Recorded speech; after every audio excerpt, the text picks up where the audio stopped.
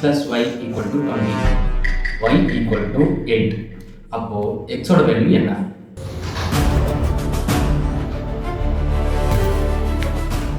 டேய் நீ சொல்லு. என்னை மதிக்காம போனவங்க பத்திலாம் என்கிட்ட மதிப்பு கேட்கறவங்க வச்சுக்கிறீங்க. அவன் நான் எப்பயோ மறந்துட்டேன். வேற ஏதாவது இருந்தா கேளுங்க, இல்லை நான் டியூஷன் விட்டு நிற்கிறேன். அவ்வளோதான்.